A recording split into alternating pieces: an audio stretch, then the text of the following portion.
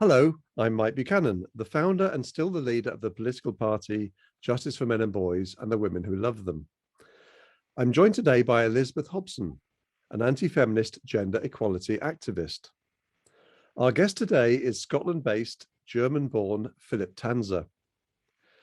Philipp's life could be called contradictory.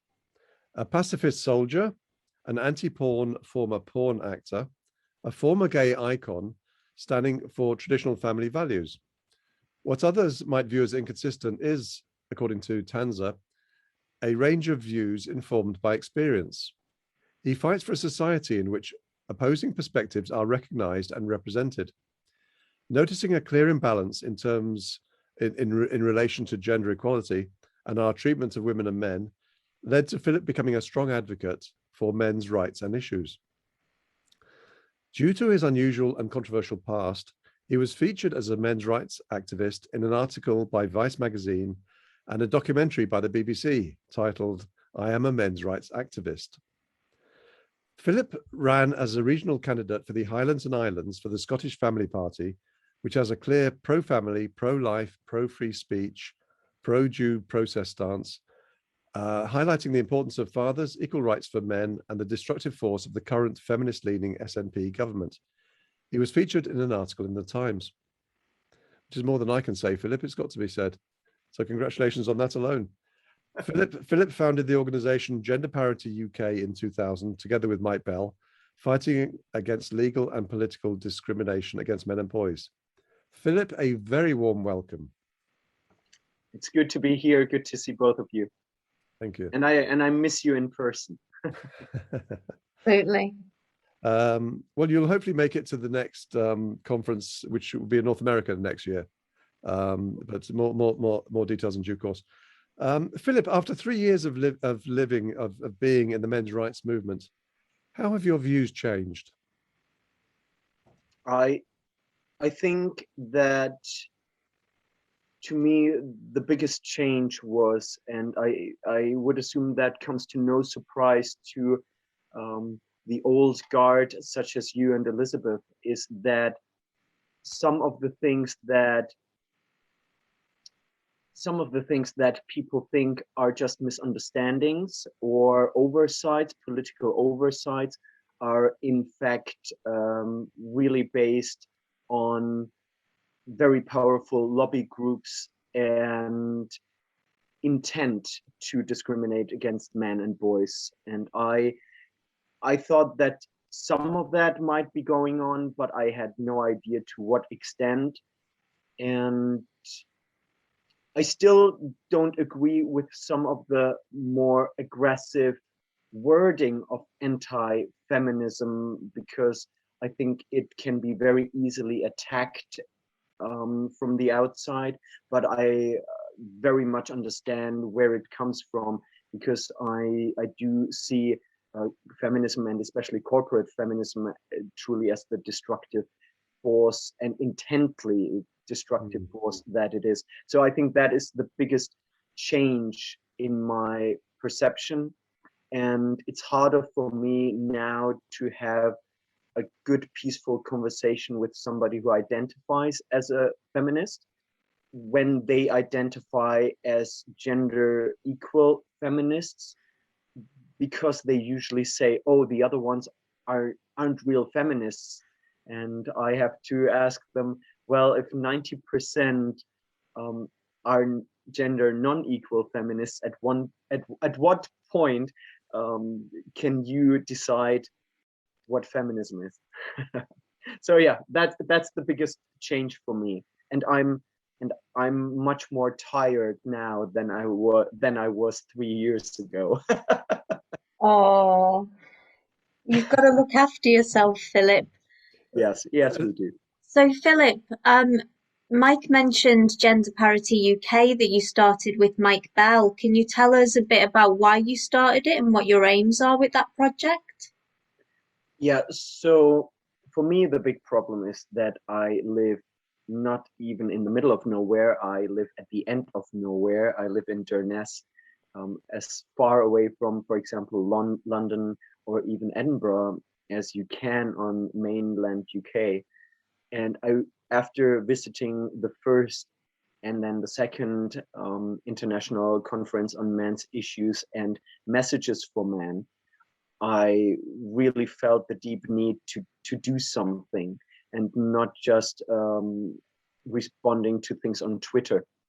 And if I lived closer to London, I would probably organize more on-hands things like protests or helping homeless people or trying to support like a domestic abuse charity or something like that. But because I live so far away, that wasn't an option for me. And also my days are quite full. So I needed to do something where I can where I can decide when I work on certain things, when I don't, or when I can't. So first I decided to found a website which was supposed to be called unitedformen.com, and I invested quite a bit of money and a lot of time, not me personally, but I actually invited a web designer over from Germany to design the website, and he built everything from scratch. And it was supposed to be a little bit like a men's issues Facebook mixed with like a resource for information and data. And I think the plan was great. We worked on it. I asked you for a little bit of input very early on, Elizabeth. And the guy who was supposed to design the website, in the end, he lived in my house and worked on it for half a year. And in the end, I had nothing, absolutely nothing. Just a lot of wasted time. I can't say that he didn't try, because I don't know. I don't know enough about web design. But in the end, I had nothing. And I got quite frustrated because I really want to help the world. I really want to create some change. And I thought during the lockdowns, the one thing that I can do is try to connect with people online. And then I reached out to a couple of people that I thought were enthusiastic and new and not too busy yet.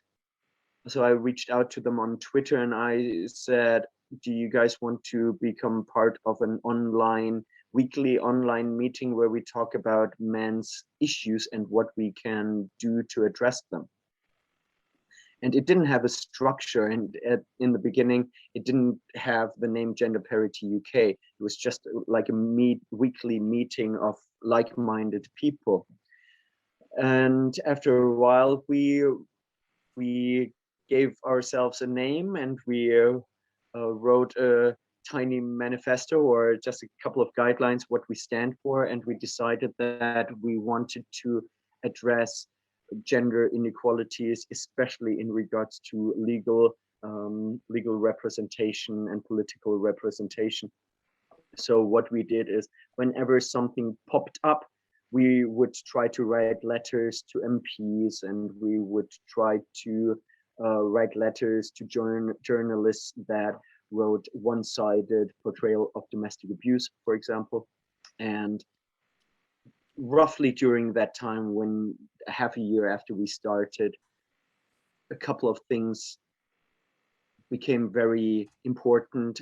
For example, the new domestic abuse bill and the connected guidance that was almost exclusively influenced by women's organizations. So we did work like watching all the parliamentary debates and actually writing down which MP said what, and then sending letters out to them, thanking them or criticizing them. And we're still in this process right now. The guidance came out, and it's actually not as terrible as it could have been, but there is still a lot to improve. And also we are pretty sure that the women's organizations are trying their best to make it more gendered than it is at the moment. So, and another topic, for example, would be the violence against women and girls strategy that we are trying to oppose in the way that we want a violence against men and boys strategy.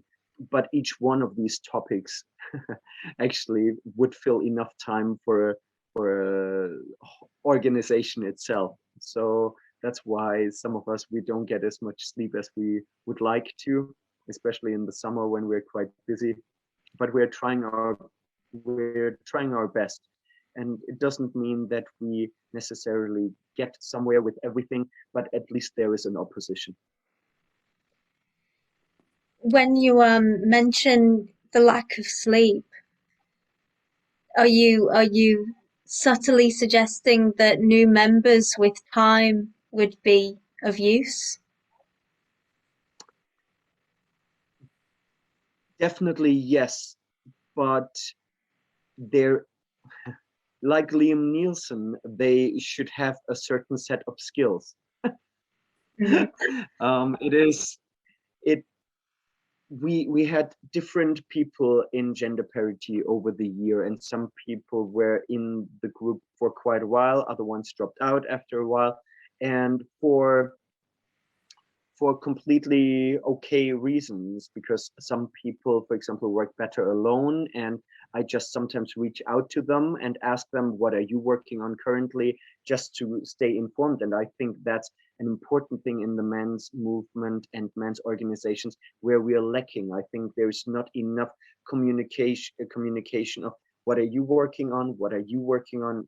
And it would be great if, for example, an organization like the Man and Boys Coalition, they have a certain standing. It would be great if they could actually check in with other organizations and try to bring them together. I don't care who would do that, but it would be nice if somebody could. In regards to having new members, I think what the new members should bring to the table is energy, and they have to be able to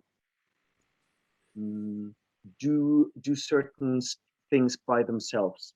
So if we would communicate, can you write a letter to certain MPs, that there doesn't need to be too much micromanagement, because that actually increases the workload for everybody else.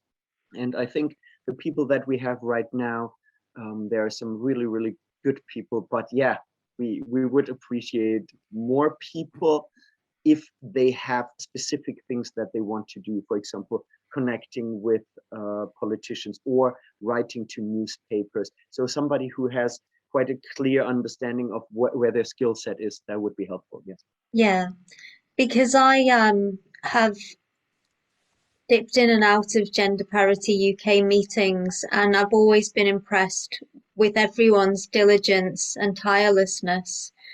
But there is, a boundary beyond which you shouldn't push yourselves, and I worry that you will get burned out. Don't worry about that. First of all, the winter is coming, and for me, the burnout season is the summer. So in the winter, I have way more time, and I can actually focus more on what I enjoy doing, which is focusing on men's issues and creating new art. In the summer, I I have I I need to talk to so many people in my shop that after a while it drains you. I love talking to people, but it does drain me after a while. So don't worry about me. Don't worry about me. And I would say that what drained me more than my work in regards to men's rights and everything else I'm doing was the feeling of threat and dread of the last 1.5 years of increasing totalitarianism from governments worldwide.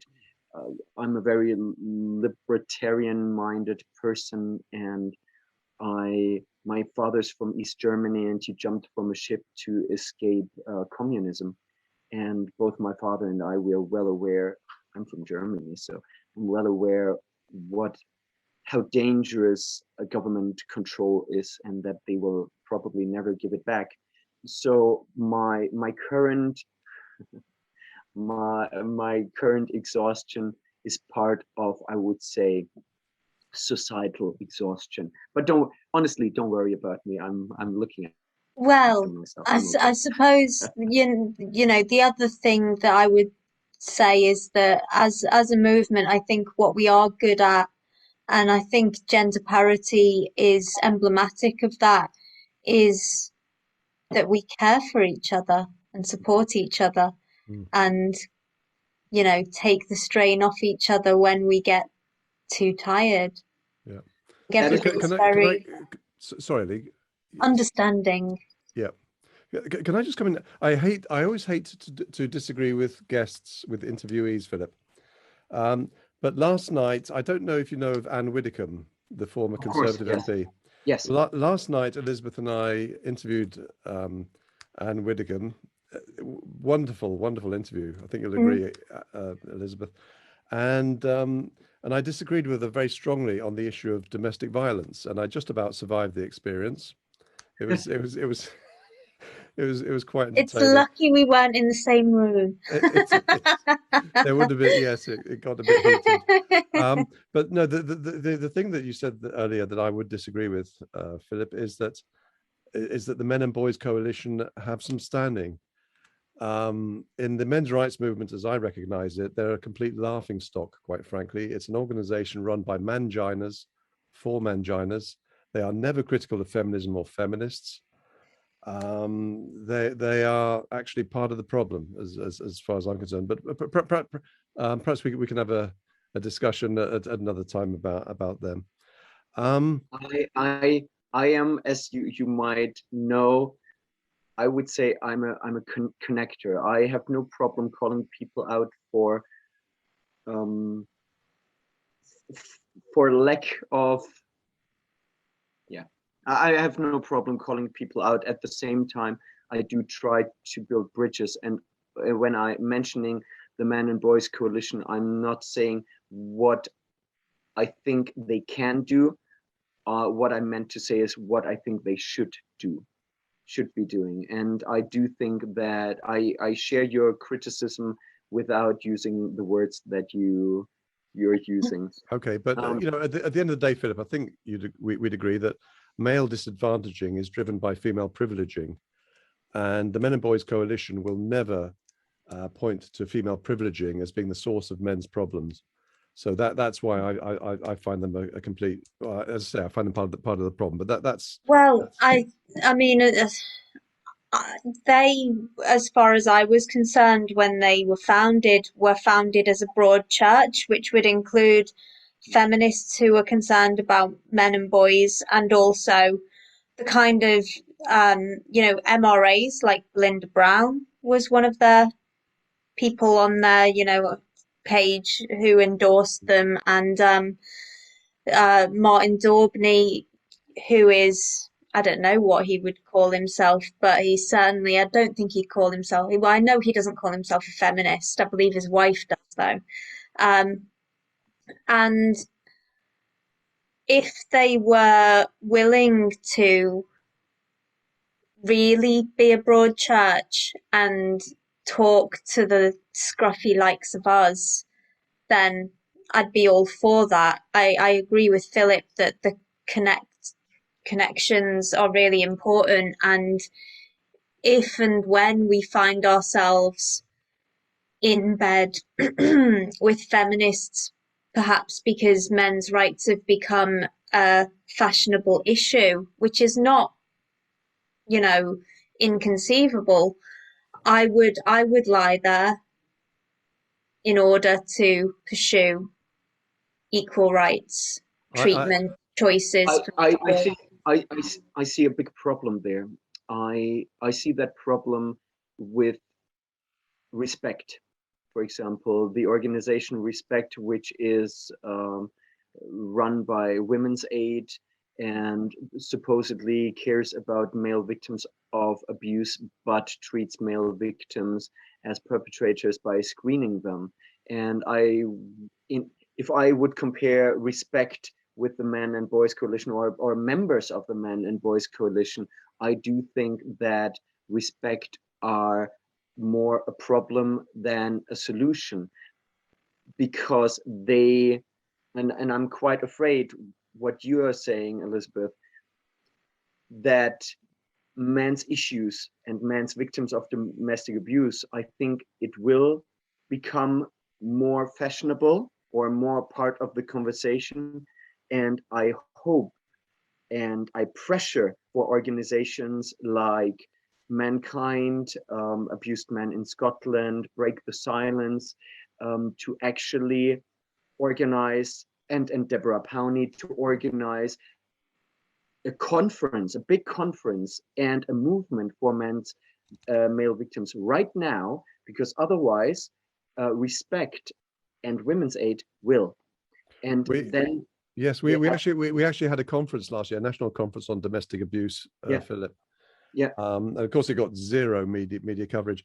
I'd like to go back to a point you made about writing to journalists about domestic abuse, because that rang a few bells with me. Just very quickly, Elizabeth knows this, but 3 or 4 months ago, we tried, or we applied to the Spectator magazine, which is generally right of centre on everything but gender politics, because we wanted a full-page colour ad on domestic abuse, just basically trotting out what's been known for decades. And it was refused and this would have been £7,000. It was refused without explanation by the feminist editor of the UK edition. And to this day, there's been no explanation of it. This is a magazine that has featured more than 50 articles on domestic violence by Julie Bindel, a radical feminist who has made a career out of lying about domestic violence. Yeah. So I'm just intrigued as to whether you got any traction with any more traction with journalists than we've ever managed to get. Absolutely not. I think the best person in regards to getting traction, the most effective person that I know would be Ian McNichol, yes, and you invited him to ICMI 3 years ago. 16, I think, yeah. 18. Was it 18? Yes. Oh, okay. 18. Okay. 18, yes. And he is very effective getting into newspapers. In big parts, it is because his personal story is so shocking, and he really keeps on the ball. So there was Liam Allen as well, though. Yeah. Ian gets very, very offended by some of my work, specifically the Laughing at Feminists website. He's very sensitive about about sort of attacks on any women, I think, and I kind of understand where he's coming from. As I said before, I think I'm quite a good bridge builder, and I think I get on with pretty much everybody because I see the value of everybody, but I do understand why certain people within the movement can't work with each other at times due to ideological differences or differences in approach, but also differences in personality. I think that some people can't work very well with certain other people or other people in general. But I plead guilty to that charge. and I seem to get on with everybody pretty okay, even with the ones that are a bit difficult to deal with, because I mean, we're in some ways, most of the people in the men's rights movement are in one way or the other broken or do you say scorched earth in some ways? I think most MRAs have been damaged at some point in their lives. Yeah. Not all. And in defense of feminism, I would say that's the same in regards to feminism. But I think the likelihood of people in the men's rights movement to actually do something about it and be productive is higher than in feminism. Okay. I think time's moving on. Fascinating stuff. But okay, we come to our third question. Philip, what have been your best and worst experiences advocating for men and boys? My best experience have by far been all the times when I was hanging out with like-minded people. Probably the best experience was in Chicago for ICMI 2 years ago. looking back, I'm still, I'm in love with my experiences, and I'm very happy and glad that the BBC was there to join me on that journey, because now I can go back and watch the documentary and be reminded of this wonderful event. So these are the best times, when you meet people that are like-minded, and when you talk to people that had tough experiences and that who appreciate that you're actually helping. Paul Elam always says, Philip, that it's not the speeches that people remember. It's just the atmosphere. It's the mingling. And no, I'm really looking forward to the next year, if it comes off. The first in-person ICMI since Chicago. So that's going to be wonderful. Yeah, the best situation actually from that ICMI was, and I'm gonna tell that story because right now we hear so much negativity about incels. I was in the lobby, and there was Sargon Avocad and Mr. Reagan, another YouTuber, and me. The three of us, we were talking. We're sitting on 3 chairs, and the 4th chair, a young man was sitting there, and I don't want to offend him, but I would say he was probably in the wider sphere of incels. And there were a couple of other people standing around us, and it was a very animated conversation between Sargon, Mr. Reagan, and me. And at one point, Sargon just interrupted the conversation and looked at the shy guy with the long, uncombed hair in front of him, and he said, "Oh, I'm so sorry. Who are you? What's your name?" And the young man introduced himself, and Sargon said, "So what is it that you're doing?" And he was like, "Oh, I wash dishes." And Sargon said, "That's amazing. That's great that you're doing something for yourself, and that you're pulling yourself up on your bootstraps pretty much." And then the conversation continued. Oh, and the young shy man, he made a joke, and it was incredibly funny. Everybody was laughing, and it was such a nice moment. And then the conversation continued, and then Mr. Reagan just looked over to Sargon and very quietly said to him, "You're a good man." Oh, wow. And sorry, that story always gets to me. It's like, that to me is like, there's this really, really successful, famous YouTuber who just takes that short moment to reach out to a really shy person, reaching out and making a difference, and really, yeah. But I'm sure he must have been in shock, because nobody's ever called him a nice man before. He is actually. No, he's an amazing guy. Yeah. So these are my best experiences, and the worst experiences are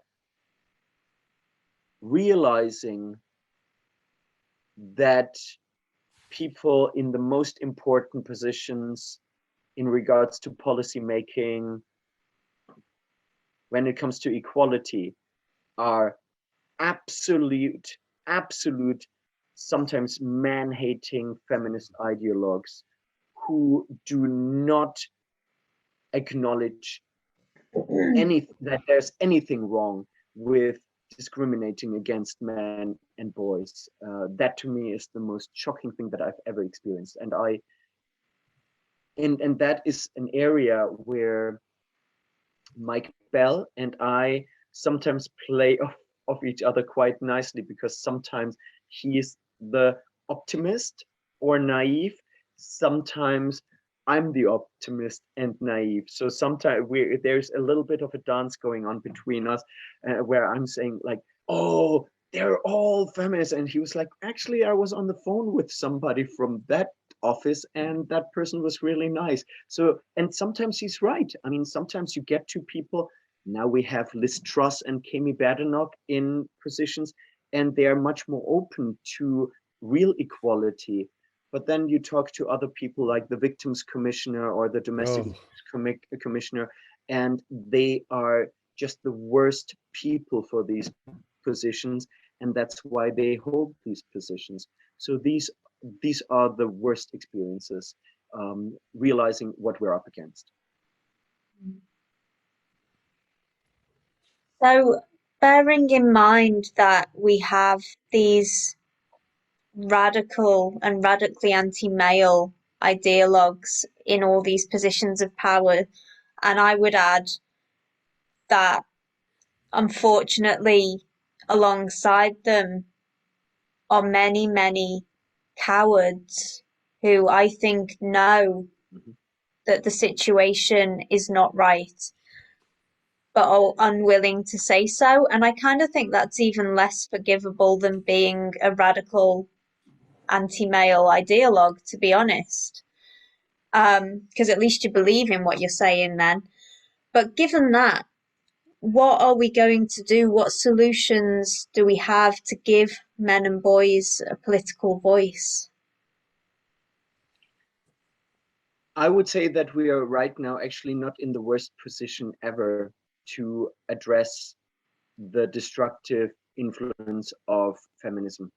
And I think a good way to do that, and I tried to reach out to some people, but I haven't gotten anywhere yet, unfortunately. I think that somebody needs to make the academic connection between um, critical race theory or critical theory and feminism, because everybody is talking currently about the fact that critical race theory and critical theory really is racism. And feminism has from the very beginning been nothing but sexism. And they have a lot in common. And people like Liz Truss and Kemi Badenoch, they do see how wrong critical race theory is, but they fail to see the connection, and they fail to see that feminism and political feminism is exactly the same thing, just not in regards to race, but in regards to gender. So I wish that people like the New Culture Forum or trigonometry and all these outlets, actually that somebody would get in touch with them. But for that we need an academic foundation. Somebody has to do the groundwork and say, here are the parallels, this is why it's actually the same. Because these people will not just invite somebody who, like me, who just says, well, there are connections. They need to invite somebody who actually did the work. Yeah, you're absolutely right, though. I was at an event recently where we discussed, I forget what the report's called. What was the report called that criticised white The privilege race theory? report. The race report. It's not. That's not what it was called, but the No. race report. I would. But yeah. So to fill everyone in without giving the name, which is really annoying for viewers, so sorry about that. A report was recently released by some people working for the UK government, and it was a breakdown of where ethnic minorities are in modern Britain in all kinds of areas. But within education, what they found was that white privilege theory has led to the underprivileging of white students and less investment in them and them doing worse educationally. And really, it was really heartening to see what a lot of us know already coming from that official kind of place. But it did beg the question, if that's what white privilege theory does to white children, what does male privilege theory do to boys? Yeah. And we all know.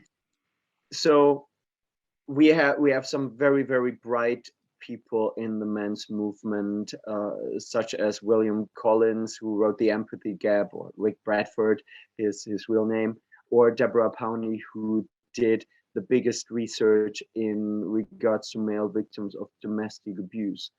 But if we want widespread acknowledgement of the fact that feminism is pretty much the same as critical race theory, I think we need somebody who's already a relatively established author to pick up on that. Otherwise, we will probably not get into wider publications. And his name just slipped me. He wrote The Strange Death of Europe, and Douglas Murray. Yeah, he would be a great person, and he wouldn't have to write a whole book about it, but just an essay to talk about it. That would already help. So if you know how to get in touch with him, yes, it's interesting. There are a number of Spectator columnists, including Douglas, who are definitely moving in our direction. Yeah, I mean, there is a section in The Madness of Crowds that could have been written by an MRA, and Gad's sad as well. There's bits in The Parasitic Mind that are full of MRA talking points. I'm hopeful that can happen.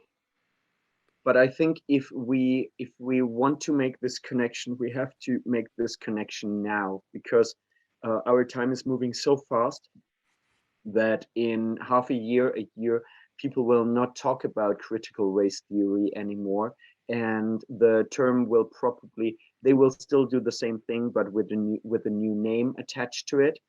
And I think we have to try to get in contact with academics or people that are widely acknowledged to make this connection for us, so we can actually start to attack feminism. Okay. I wonder, Philip, we only have a few minutes left, but something I'm very keen to hear from you about is something that's not we've not touched on so far, and it's, to me, the most impressive achievement of Gender Parity UK so far, which is your role in the start of the APPG, the All-Party Parliamentary Group on issues affecting men. I wonder if you could say a few words about that. Yeah, the first things that I have to say about that it's not a project by Gender Parity UK. That is a project by Mike Bell individually, because in Gender Parity UK, we're still individuals that work on our own projects. So this is absolutely Mike Bell's baby. I would say that Gender Parity maybe helped him to stay in the game and encouraged him to do the step, but that's fully his baby. And I believe I'm sorry for it to interrupt, but I believe you and Mike and maybe others will be doing a presentation for ICMI, which for this conference, which hopefully we'll cover that. Yes, yeah, I think that's going to happen. That's correct. Yes, it is a great accomplishment, but as far as I know, it is also a lot of work, because MPs have a lot of stuff on their plate, especially during COVID and after Brexit. They are dealing with a lot of things. So this might sound a little bit mean, but you can't expect them to think for themselves. You have to prepare everything and present certain things for them so that they can say, this is interesting, I support this. It's almost impossible to ask them, oh, could you please read the empathy gap, or could you do this, could you do this? Well, I can tell you they all have a copy of the book. It's only 700. I know that. It's only 700 pages, Philip. But it's not like it's that much trouble to read. But can I just say, nearly all the MPs on it are Conservatives. There are no Labour MPs on it, and among the Tory peers on it is a woman called Dame Helena Morrissey, who is the awful woman who was behind the 30% Club and drove the whole Women on Boards agenda, despite knowing very well that of the evidence, because we showed her it many times, of a causal link between increasing the proportion of women on corporate boards and corporate financial decline. And she was made a peer by the Conservatives to their well, anyway. Yeah. Elizabeth's smiling In because you know regards, I'll talk about that for 3 hours, given half a chance, and we don't have 3 hours. in regards to labor and parties like the SNP, who are very, very clearly feminist leaning, I think the only support that you would find in regards to men's issue are potentially in regards to LGBT issues. There will be MPs from Labour that might be personally affected and therefore personally open to men's issues. But I think that the pressure from awful people like Jess Phillips within the party is so extreme and so dominant that I don't think they can fall out of line. Yes, we did have some experiences with Labour, didn't we, when I was Yeah. working with you at Gender Parity UK, Mhm. which Yeah. begun varying degrees of potentially positive and ended up in a stream of template letters that Yeah. sounded kind of pleasant but said absolutely nothing. I still think that the template letter that we received in regards to we were asking if they would support the position of a minister for men, and the template letter that we received could have been written by an MRA, to be honest. They acknowledged all kinds of men's issues, and it was really brilliant. Unfortunately, it was a template letter, but to be honest, I think it was still a step in the right direction, because we can say, Labour, this letter came from you. You acknowledged all of these things. And we received this template letter from 5 different Labour MPs. So it seems to be an official position of Labour that men experience disadvantages in society. So I think it's not for nothing. I like that. Good take. And we are actually planning to go to both the Conservative and the Labour conference, and we will try. I can't go to the Labour conference. I will go to the Conservative conference, and if we are at Labour, it would be quite funny to actually print out the letter that Labour wrote and say, this is the Labour position on men's issues. Well, I'm going, as I think you know, Philip, I'm going to the Conservative Party Yeah. conference in what, about 6 weeks now, I guess. So Yeah. sometime before this conference, before the ICMI. But I look forward to meeting you there. Philip, I'm afraid we're out of time. I mean, I think we could carry on talking for hours, but it's been a huge pleasure and very, very interesting. Thank you very much for your time. Thank you so much for organizing this ICMI and the previous ICMIs and Messages for Men, and putting all the effort, the relentless effort in trying to promote men's issues and men's rights. Thank you so much. And to you. Thank you, Philip. And it's a wrap.